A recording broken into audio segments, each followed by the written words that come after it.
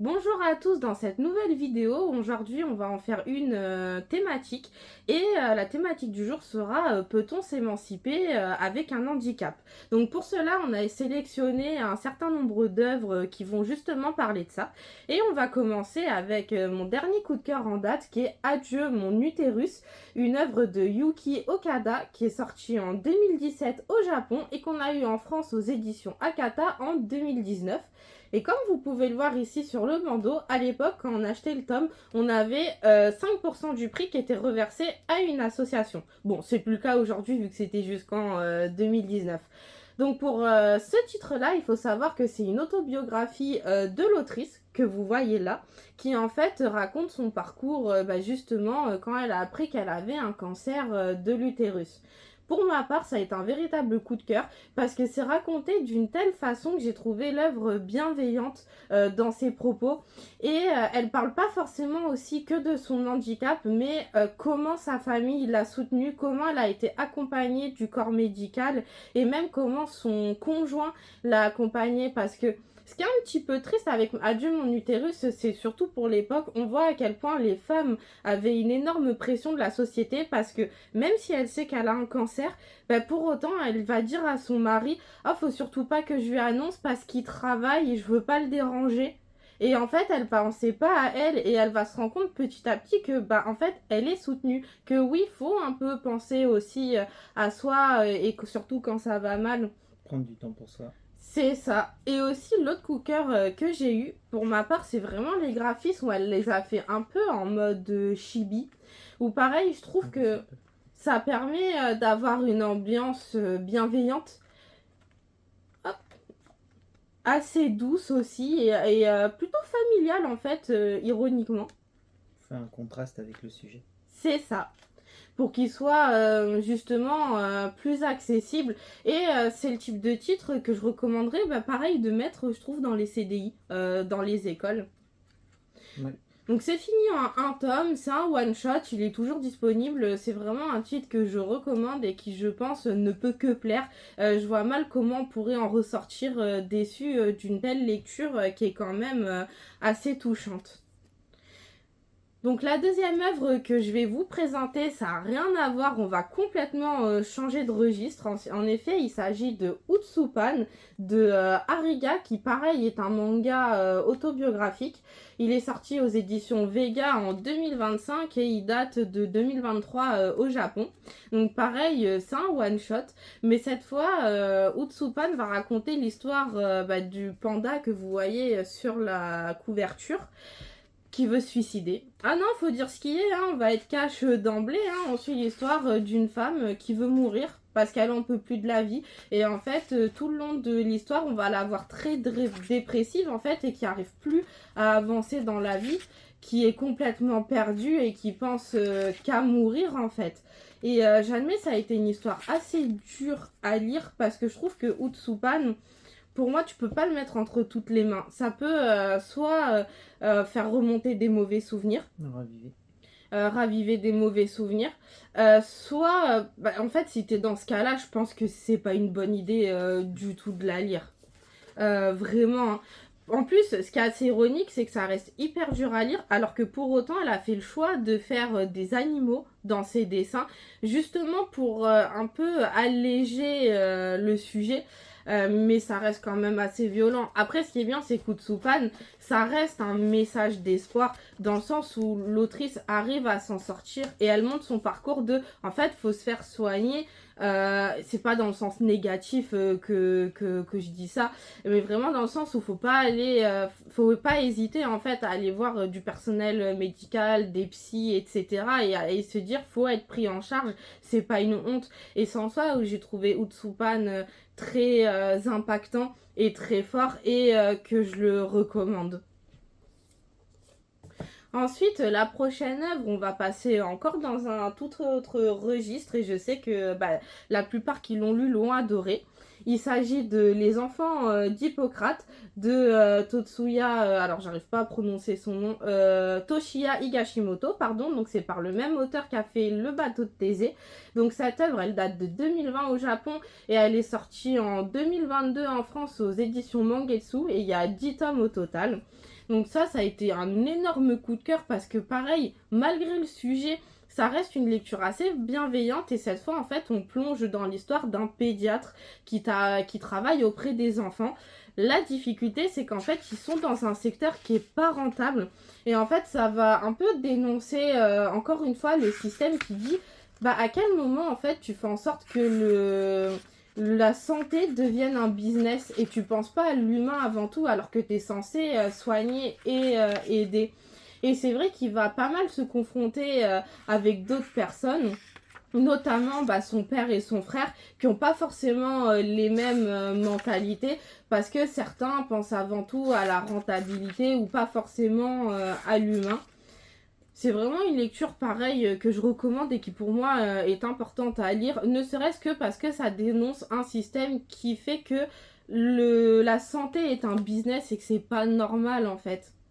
Et les 10 tomes se lisent assez vite et assez facilement. Après, c'est un titre assez cher quand même, parce que les tomes se sont pris une augmentation de prix à 8,95 €. À la base, c'était à 7,95 €. C'est ça, et je crois que c'était en même temps que Paka que les prix avaient augmenté de la part de Mangetsu. Mais bon, voilà, c'est une bonne série en 10 tomes à faire. Ensuite, la prochaine lecture qu'on va vous montrer, cette fois on part encore dans un autre registre, c'est Running Girl, donc qui avait fait pas mal parler de soi à sa sortie, donc de Narumi Shigematsu, qui est fini en 3 tomes et qui est sorti chez Akata en 2020 et ça date de 2018 au Japon. D'ailleurs actuellement l'autrice est en dédicace en France et je crois que là elle est au Renard Doré en ce moment. Et ça parle en fait d'une jeune femme qui va devenir... comment on dit quand t'as perdu une jambe? Je m'en rappelle plus, mais qui a été amputée. Et grosso modo, au départ, elle pense qu'elle pourra plus rien faire, qu'elle pourra plus jamais être entre guillemets normale et vivre une vie normale sans être triste. Et en fait, elle va découvrir justement des gens qui font du sport malgré le fait d'avoir une prothèse. Et donc, son nouvel objectif de vie, ça va être de faire les Paralympiques. Et pareil, j'ai vraiment adoré l'histoire, les 3 tomes s'enchaînent. Franchement, c'est hyper fluide en termes de lecture, c'est assez dynamique. Je trouve qu'il n'y a pas de temps mort malgré la thématique. On a une héroïne qui est quand même vachement joyeuse et déterminée et ça je trouve que ça fait du bien, elle s'apitoie pas du tout sur son sort, même si c'est un peu le cas au début. Après justement ça reste une ado de 16 ans, donc je trouve ça bien de la revoir en question, d'avoir des doutes ou autre et de se relever et de dire en fait, faut avoir de l'espoir et je veux être aussi un exemple pour les autres personnes qui pourraient être dans mon cas. Le seul défaut que je dirais pour ce titre, mais après ça c'est vraiment personnel, je suis pas trop fan des dessins. Voilà, je les trouve un peu simples. Parfois les proportions, je suis pas trop satisfaite. Je vais montrer un peu plus proche. Mais après, pour autant, c'est pas mauvais. Voilà, je dis pas que les dessins sont moches, pas du tout, ça fait le taf. Voilà, faut dire ce qui est. Mais c'est vrai que j'aurais pas dit non pour des dessins un peu mieux grattés. Mais pour autant, je trouve que c'est une lecture pareille. Ce serait important de l'avoir dans des CDI dès le collège, en fait. C'est hyper accessible.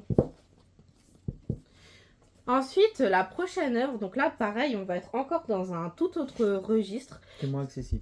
Vraiment, c'est Helter Skelter de Kyoko Okazaki. Donc ça, faut savoir que ça date de 1995 au Japon. Je sais que c'était sorti une première fois chez Sakamanga Casterman, je ne sais plus l'année, mais Atelier Akatombo l'ont ressorti en 2023. Alors Helter Skelter, au départ, j'avais hésité à le présenter parce que je sais pas si on peut parler de handicap ou non, dans le sens où en fait elle est folle. La protagoniste est folle, mais vraiment elle sombre dans la folie. Parce qu'il faut savoir que c'est une actrice qui est extrêmement réputée parce qu'elle est vieille, enfin parce qu'elle est belle, mais le souci c'est qu'elle vieillit et qu'elle devient vieille justement. Et en fait, elle commence à voir que certaines nouvelles jeunes qui entrent dans le secteur commencent à la détrôner parce qu'elles sont beaucoup plus jolies, qu'elles sont à la mode, que ça apporte un renouveau en fait dans le secteur. Et elle supporte pas ça, elle supporte pas de se voir vieillir et elle supporte supporte pas de voir qu'elle baisse dans le classement. Et en fait, on la voit vraiment sombrer dans la folie, mais du début jusqu'à la fin. Enfin, elle fait subir des trucs ignobles à ses collègues et tout. Et en fait, c'est ça ce que j'ai trouvé assez fort avec Helter Skelter, c'est que c'est même si c'est dur à lire pour la thématique, en fait, je trouve que c'est incroyable la descente aux enfers qu'elle subit. J'ai vraiment adoré, j'ai trouvé ça hyper captivant et super intéressant parce que, encore une fois, ça dénonce toute la société, surtout au Japon, hein, faut dire ce qui est, que fait subir aux femmes, surtout dans ce milieu-là, la pression au point de leur rendre malades, leur faire perdre raison. Et c'est ça, Helter Skelter. Et je sais que de ce titre-là, t'as eu un film, je crois, qui s'est sorti en 2012, et je dirais pas non pour le regarder, parce que ça a l'air... je pense que ça pourrait être très bien en film. Oui, je pense aussi. J'essaye de voir pour les pages parce qu'il y a un peu de nu ou autre parce que ça parle du corps qui évolue, Oui. de comment massacre son corps pour être plus belle, etc. quoi. Il y a une vibe des contes de fées comme la reine de Blanche-Neige Mm. ou comme celle des 100 Dalmatiens, j'ai oublié comment ça s'appelle. Oui, Cruella. Cruella, voilà. Mais vraiment, Helter Skelter, j'ai adoré, mais surtout, c'est qu'elle refuse de se faire soigner. Et en fait, c'est l'un des rares mangas qui finit mal. Faut dire ce qui est, ça finit pas bien, Helter Skelter. Et je voulais aussi le mettre dans cette thématique pour ça, pour montrer que certaines personnes n'arrivent pas, en fait, à passer outre, malgré le fait qu'ils savent qu'ils tombent, qu'ils sombrent dans la folie la plus totale, hein. Mm. Donc voilà, après on va repasser à un autre registre. Et cette fois, c'est Good Morning Little Briar Rose.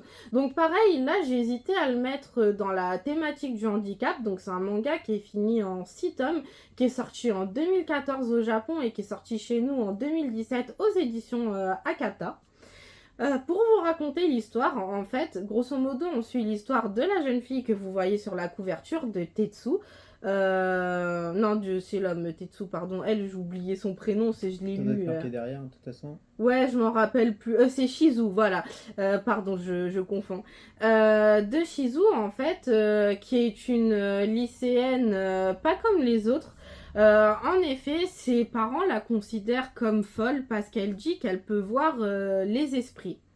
D'où le fait que j'ai voulu le mettre dans le handicap parce que pareil ça parlait de folie et d'exclusion sociale parce que ses parents vont être radicaux, ils vont carrément l'enfermer dans sa chambre et vont plus vraiment vouloir qu'elle sorte et ils vont vraiment l'isoler socialement et ils vont même pas vraiment l'aider en fait à s'en sortir. C'est pour eux, c'est une folle, ça s'arrête là et il n'y a plus rien à faire, elle est trop folle même pour être sauvée du corps médical. Et en fait t'as le monsieur justement sur la couverture, donc Tetsu, qui lui va lui dire je te crois. Et du coup pareil, j'ai trouvé que c'était une lecture qui était vraiment bien parce que ça prouve que quand on a du soutien de quelqu'un, en fait on peut s'en sortir. Et on peut dire aux autres arrêtez d'avoir des préjugés, écoutez-moi. Écoutez-moi et vous verrez que tout le monde pourra s'en sortir et être plus heureux parce qu'au final tout le monde se conforter dans son malheur de t'es folle, on peut rien faire d'autre, tu dis que tu vois des esprits, et tant pis, nous on peut rien faire, tu refuses d'admettre entre guillemets que t'es malade, on peut rien faire. Donc c'est vraiment une lecture que je recommande, c'est terminé en 6 tomes et je trouve aussi le dessin mais hyper bien gratté, même les couvertures sont magnifiques et j'admets à l'époque j'ai un petit peu pigeonné à cause des couvertures et du dessin qui est vraiment très beau. Après, il faut être honnête, ça reste un shoujo dans son traitement. C'est pas non plus quelque chose qui va c'est ça, c'est pas quelque chose qui est ultra réaliste et qui va révolutionner le genre, mais ça n'empêche que c'est une type d'histoire qu'on n'a pas l'habitude de voir en France, je trouve.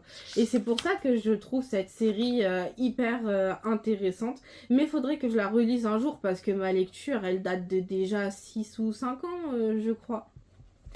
Donc voilà, moi j'ai fini de présenter mes œuvres. Moi, je vais présenter qu'un seul titre. Du coup, c'est pas trop sur le handicap, mais plus sur le milieu médical. Du coup, c'est Give My Regard to Blackjack. Non, c'est. Si, c'est ça. Si, c'est ça. C'est à chaque fois, je confonds avec Sei Et du coup, c'est chez Naban. C'est fini en 6 doubles tomes. C'est une réédition Ça fait une série pas très chère et c'est une série qui a vraiment impacté aussi culturellement au Japon parce que ça a remis en cause les méthodes de fonctionnement euh, des hôpitaux au Japon. Où c'est la tarification à l'acte, les futurs médecins qui sont maltraités psychologiquement et matériellement parce qu'ils sont sous-payés, ils sont obligés de faire des travaux, enfin du travail à côté. Le héros va découvrir au final, pendant ses stages pour finir ses études, enfin ses alternances plutôt, différents secteurs dans l'hôpital. Du coup, ça permet d'avoir un spectre large sur le fonctionnement des hôpitaux, qui pourrait être aussi le cas en France, même si c'est plus spécialisé, et lui il va plutôt être en général. Euh, il va passer de l'oncologie, du coup, des traitements des cancers. Il va devoir faire des gardes en hôpital d'urgence dans un petit hôpital pour pouvoir avoir un peu plus de sous et pouvoir juste se nourrir et se loger. Il va passer après en natalité. Néonatalité peut-être, non? Non, c'est pour les accouchements, j'ai oublié le... Maternité, oui, c'est Ouais. bien comme mot. Et du coup, il fait aussi du coup, des opérations sur des nouveaux, enfin sur Des prématurés. des prématurés. Désolé, j'ai oublié les termes. Il va passer en soins palliatifs, du coup pour suivre les personnes en fin de vie, et il va finir en psychiatrie où bah c'est comme en France, enfin, c'est le parent le plus pauvre des hôpitaux où c'est bah, de toute façon on peut pas les guérir ou on va essayer de leur trouver des excuses quand ils sont passés à l'acte au lieu d'essayer de comment dire, il va y avoir la moitié des personnes qui vont dire on leur cherche des excuses et les autres bah, ils sont fous, ça sert à rien de les guérir, on peut les sangler et juste et même pas les traiter quoi. C'est c'est super bien et du coup en 6 tomes ça permet vraiment de passer d'un univers à l'autre parce qu'ils sont très différents, que ça passe de la cancérologie aux soins palliatifs, c'est un peu plus logique, mais que ça passe de la natalité au domaine psychiatrique, ça l'est un peu moins et ça permet vraiment de balayer un spectre très large. Et du coup, culturellement au Japon, il a beaucoup impacté, il a permis d'avoir des réformes sur le système de santé. Du coup, je vous le conseille fortement, surtout si c'est fini en 6 tomes. C'est des gros pavés, Oui. mais ça permet tous les 2 tomes, grosso modo, d'avoir un nouveau champ ouvert. Et vous soutenez un petit éditeur. C'est ça. Mais c'est une œuvre vraiment à avoir, hein, comme d'autres œuvres, je dirais, qui sont. Qu'est-ce qu'on pourrait citer comme des œuvres fondatrices de certains genres. Je pense que celui-là, c'est vraiment à avoir, surtout quand on aime le seinen. J'étais pas vraiment emballé à la base, mais je me disais, il faut que je le lise juste pour la culture. Au final, j'étais très content de l'avoir fait. Bon, moi, j'ai lu que la moitié pour l'instant, j'ai lu que 3 tomes sur 6. Faudrait que je me bouge un peu pour la suite. Bah, surtout que le psychiatrique, c'est celui qui est le plus ambigu moralement. Du coup, c'est vraiment très, très, très bien pour clôturer, justement, c'est le dernier arc, pour clôturer cette magnifique série. Et justement, cette série, effectivement, Ouais. avant, elle s'appelait bien Sayelo to Blackjack. Elle était sortie chez Glénat en 12 tomes, mais qui est plus éditée. Et Oui, le dessin est vraiment très sympa. oui, Le même auteur a fait un truc là sur la Seconde Guerre mondiale, j'ai oublié. je suis pas sûre qu'on l'a en France. Hein. Si, tu l'as aussi. Je vois C'est un pas. soldat japonais. Bah attends, Je vois pas du tout. je vais vous dire ça parce que justement, il est un. Hop, ça pourrait intéresser. C'est où les mangas qu'on Tu a? vois, ouais, ici. L'île des Téméraires. Ah oui, c'est vrai. Donc voilà, et on reconnaît tout de suite sa patte graphique. Mais c'est que l'île des Téméraires est toujours dans la palle, c'est pour ça. Voilà. Et il y en a un peu trop dans ce cas-là. Surtout qu'ils ont mis les pages couleurs. Ça soutient un petit éditeur qui essaye de faire des choses un peu à part. Comme on pourrait retrouver chez Akata, qui essaye de faire des thématiques qu'on ne retrouve pas chez beaucoup d'éditeurs. Donc n'hésitez pas. Donc j'espère que cette vidéo vous a plu et que vous craquerez pour certains de ces titres parce que beaucoup en valent le coup, même si je trouve que chaque titre qu'on a présenté a sa place. Donc à la prochaine pour une prochaine vidéo.